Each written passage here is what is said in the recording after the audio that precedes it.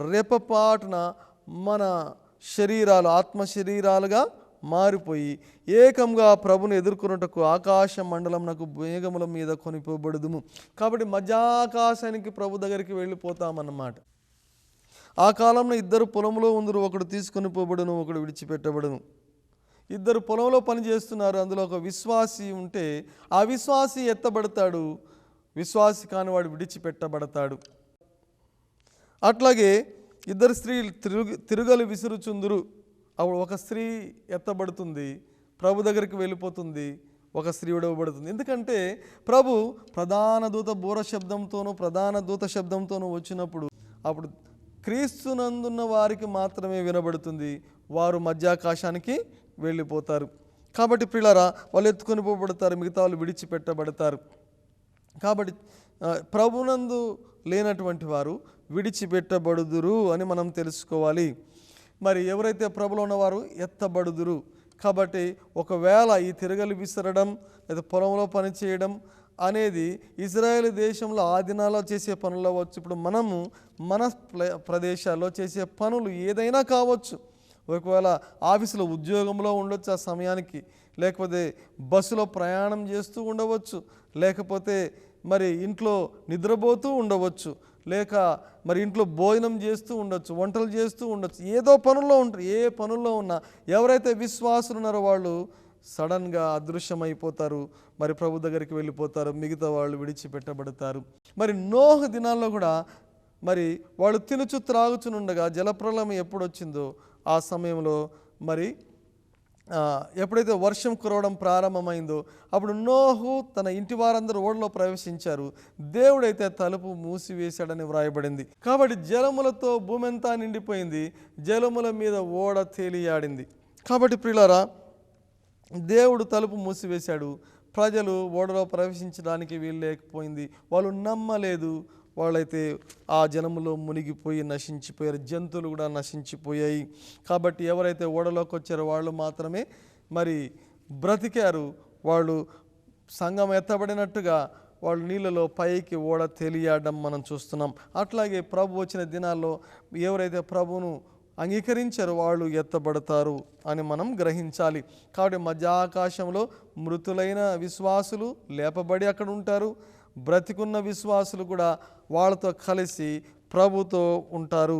ప్రియులారా, మరి అట్టి సమయం రాబోతుంది. అది ఎప్పుడో మనం చెప్పలేము, ఏ సమయమో ఏ జామో తెలియదు.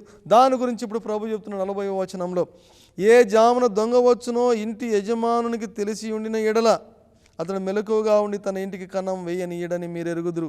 42వ వచనం, కావున ఏ దినమున మీ ప్రభు వచ్చునో మీకు తెలియదు గనుక మెలకువగా ఉండండి. ఏ దినమున ప్రభు వస్తాడో, ఏ దినమున ఇట్లు సంభవిస్తుందో ఎవరికి తెలియదు, ఎవరం తెలుసుకోలేం, ఏ ప్రయత్నం చేసినా మనకు అర్థం కాదు. కాబట్టి మెలకువగా ఉండడమే మనం చేయవలసిన పని. ఆ తేదీని తెలుసుకోవడం మన పని కాదు, కానీ మనం మెలకువగా ఉండడం మన పని, మనం సిద్ధంగా ఉండడం మన పని. మరి ప్రియులారా, మరి ఇక్కడ ఏమంటున్నాడంటే ఆ దినము ఎట్లా ఉంటుందంటే దానికి 2 మంచి ఉదాహరణలు ఇస్తున్నాడు. ఇక్కడ దొంగ వచ్చినట్లు ఉంటుందంట. దొంగ చెప్పకుండా వస్తాడు, కాబట్టి దొంగ వస్తాడని ముందే చెప్తే ప్రజలు సిద్ధంగా ఉంటారు, కాబట్టి చెప్పి రాడు దొంగ. అట్లాగే ప్రభువు కూడా చెప్పి రాడు, తెలియకుండా వస్తాడని దాని అర్థం. కానీ మరి ఖచ్చితంగా ఏదో టైంలో దొంగ వస్తాడంటే జాగ్రత్తగానే ఉంటారు, ఫలానా టైం తెలియకపోయినా. అట్లాగే ప్రభు ఏదో సమయంలో రాబోతున్నాడు, ఏదో దినం రాబోతున్నాడు, కానీ ఆయన వచ్చే సమయం సమీపించింది అన్నప్పుడు మనం ప్రతి క్షణము మెలకువగానే ఉండాలి. అది ప్రభు మనతో మాట్లాడుతున్నాడు. 45వ వచనం నుంచి 51 వరకు ఒక మంచి ఉపమానం ప్రభు చెప్తున్నాడు. యజమానుడు దాసుడు కలిగిన ఆ ఇద్దరికి కలిగిన సంబంధం గురించి చెబుతున్నాడు. యజమానుడు దూరదేశం వెళ్ళాడు, దాసునికి పని అప్పచెప్పి వెళ్ళాడు, ఫలాని పని చేయమని చెప్పి వెళ్ళాడు. కాబట్టి ఆ దాసుడు యజమాని పనులు చేయాలి. యజమానుడు ఉన్న చోట ఉన్నాడు ఆయన. మరి యజమానుడు చెప్పిన పనులన్నీ జాగ్రత్తగా చేస్తాడని యజమానుడి నమ్మకం, అందుకే అప్పచెప్పి వెళ్ళాడు. దాసుడు కూడా ఆ పని చేయాలి. మరి యజమానుడు తిరిగి వచ్చేసరికి దాసుడు నమ్మకంగా చేసి ఉంటే ఆ యజమానికి ఎంతో సంతోషం, ఆనందం. అంతేకాదు ఆ దాసునికి చాలా చక్కటి బహుమానాలు ఇస్తాడు. అయితే ఆ దాసుడు ఒకవేళ నమ్మకంగా లేకపోతే యజమానుడి హృదయం దుఃఖపడుతుంది, అంతేకాదు శిక్షిస్తాడు అని చెబుతున్నాడు. ఆ దాసుడు కనిపెట్టని దినములలో యజమానుడు వచ్చినప్పుడు వాడిని నరికించి వేషధారులతో కూడా వానికి పాలు నియమించునని 50వ వచనంలో చెప్పబడి ఉంది. కాబట్టి పిల్లలు, మనం కూడా యేసు ప్రభువుకు దాసులం. రోమిలకు రాసిన పత్రిక 1వ అధ్యాయం మొట్టమొదటి వచనం మొదట్లోనే వ్రాయబడింది, యేసుక్రీస్తు దాసుడను అంటున్నాడు. నేను యేసుక్రీస్తుకు బానిసను అంటున్నాడు. ఆయన నన్ను రక్తమిచ్చి కొనుక్కున్నాడు అంటున్నాడు. యేసయ్య మన కొరకు రక్తమును కార్చి చనిపోయి తిరిగి లేచిన వాడుగా ఉంటున్నాడు. ఆయన మనల్ని కొన్నాడు. మనం దాసులం ఆయనకి. ఆయన యజమానుడు. మనం కుమారులము, ఆయన పిల్లలమైనప్పటికీ ఆయన యజమానుడు, మనం దాసులము కూడా. కాబట్టి ఒకప్పుడైతే మనం పాపములో ఉంటిమి, ఇప్పుడైతే ప్రభు తన రక్తంతో కడిగి శుద్ధి చేసి ఆ రక్తంతో మనల్ని కొనుక్కున్నాడు. మనం ఆయన దాసులం. ఇప్పుడు ఆ యజమానుడు దూరదేశంకి వెళ్ళిపోయాడు, తండ్రి దగ్గరికి వెళ్ళిపోయారు. మనకు కొన్ని పనులు మనకు అప్పజెప్పి వెళ్ళారు. ఆయన వచ్చేసరికి ఆ పనులు మనం నమ్మకంగా చేస్తామని ఆయన ఉద్దేశం, చెయ్యాలని ఉద్దేశం. మనం చేస్తున్నామా అని దేవుడు మనల్ని అడుగుతున్నాడు. కాబట్టి ప్రియులారా, నోహు కుటుంబంను ఆలోచించినప్పుడు నోహు కుటుంబం నమ్మకంగా పనిచేశారు. దేవుడు ఒక దినాన వచ్చి నోహుకు చెప్పాడు, నోహు ఇదిగో ఓడను ఈ రకంగా తయారు చేయి, ఈ రకంగా తయారు చేయి అని దేవుడు ఆయనకు నమ్మకంగా చెప్పి వెళ్ళాడు. భోజనం కూడా సిద్ధపరచుకున్నామని చెప్పాడు. దేవుడు చెప్పినట్లే యావత్తు అట్లు చేశాను అని నోహు విషయంలో రాయబడి ఉంది. 7:1 కూడా ఆదికాండంలో నోహు గురించి రాయబడి చెప్పినట్లు యావత్తు చేశాను. మత్తయి సువార్త 25:46 ఏం రాయబడింది అంటే, యజమానుడు వచ్చినప్పుడు ఏ దాసుడైతే నమ్మకంగా ఆయన చెప్పిన పని చేస్తాడో వాడికి ఆ ఆస్తి అంతటి మీద యజమానుడిగా చేయగల అలాంటి ఉద్దేశం కలిగిన వాడుగా యజమానుడిగా ఉన్నాడు అంటున్నాడు. అట్లాగే మన ప్రభు కూడా మనకు అనేక విధాలుగా మనకు స్వాస్థ్యం ఇవ్వబోతున్నాడు. పరలోకంలో మనకు గొప్ప స్వాస్థ్యం ఇవ్వబోతున్నాడు. ప్రియులారా, ఇప్పుడు మనకు అర్థం కాకపోవచ్చు, కానీ పరలోకంకి వెళ్ళిన తర్వాత దాన్ని చూసి ఆశ్చర్యపోతాం. కాబట్టి మనల్ని ఇక్కడ నమ్మకంగా ఉండమంటున్నాడు. ప్రియులారా, ఆయన ఎప్పుడు వస్తాడో తెలియదు, కానీ వచ్చేసరికి నమ్మకంగా మనకు చాలా పనులు అప్పచెప్పాడు. ప్రతి ఒక్కరికి ఎవరైతే క్రీస్తు రక్తమందు కడగబడి ఆయన పిల్లలు అవుతారో, మరి ఆయన దాసులు అవుతారో వాళ్ళందరికీ ఖచ్చితంగా దేవుడు కొన్ని పనులు అప్పచెబుతున్నాడు. మొట్టమొదటి పని ఏంటంటే మన ఆత్మీయ జీవితం మనం ముందు కట్టుకోవాలి కదండి.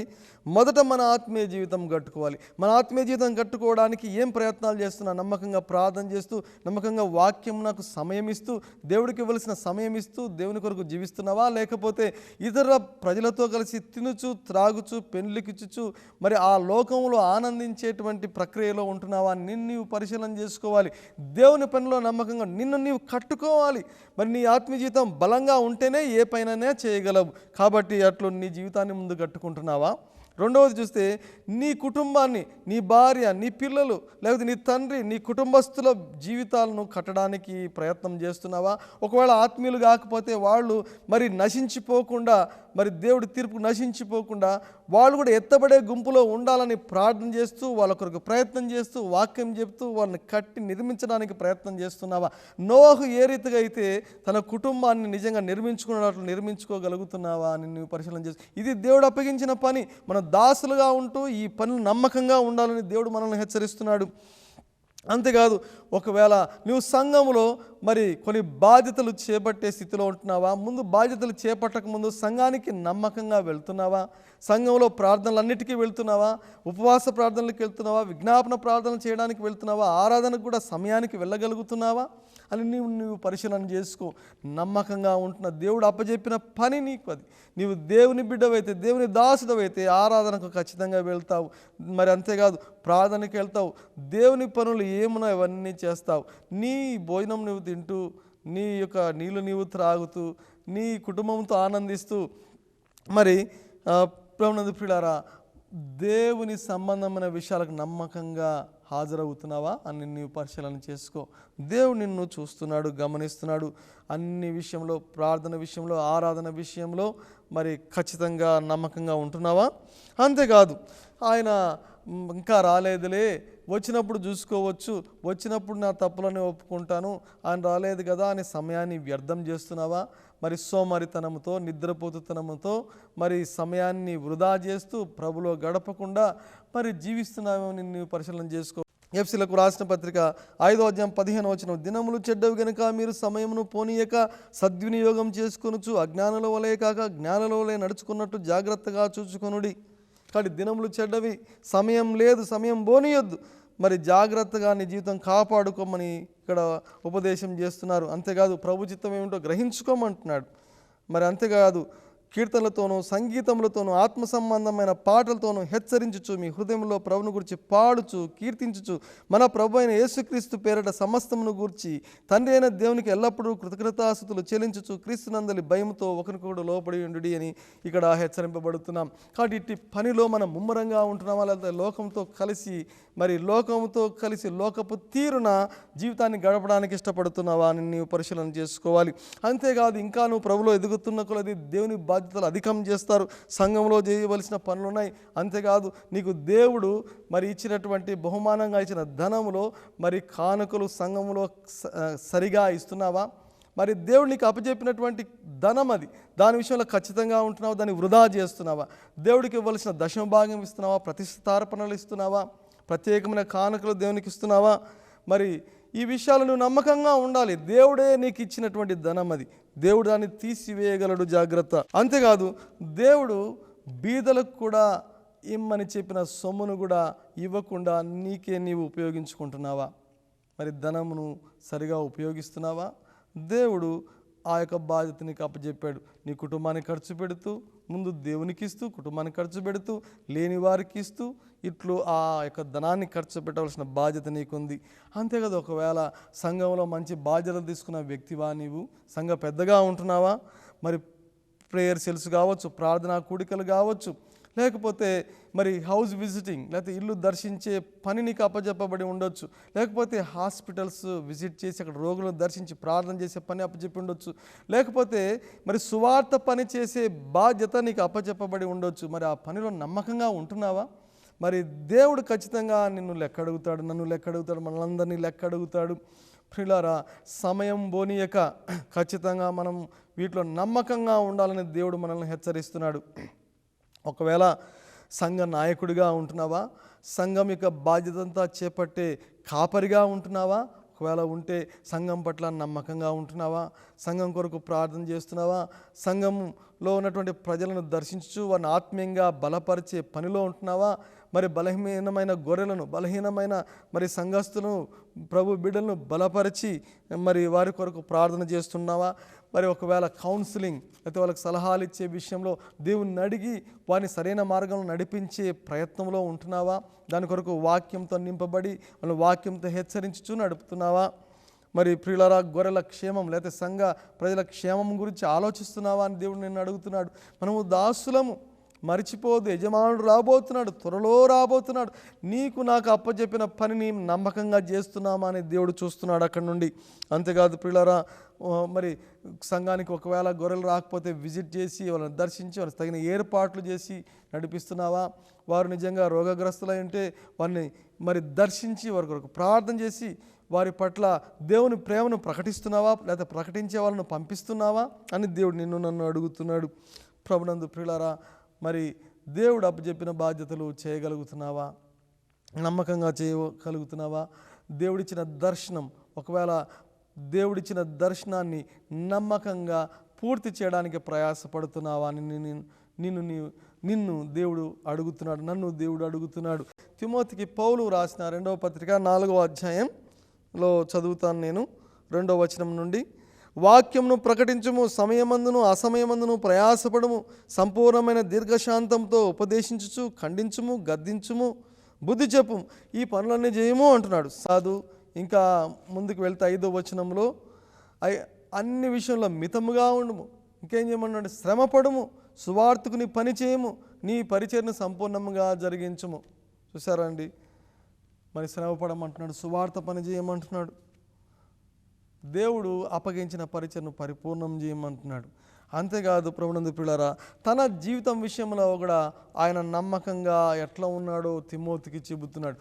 ఆయన అంటున్నాడు తన జీవితంలో, ఈ తిమోతికి చెబుతున్నాడు 6వ వచనంలో, నేను ఇప్పుడే పానార్పణంగా పోయబడుచున్నాను, నేను వెడలిపో కాలం సమీపమై ఉన్నది. చూసారా, నేను పానార్పణముగా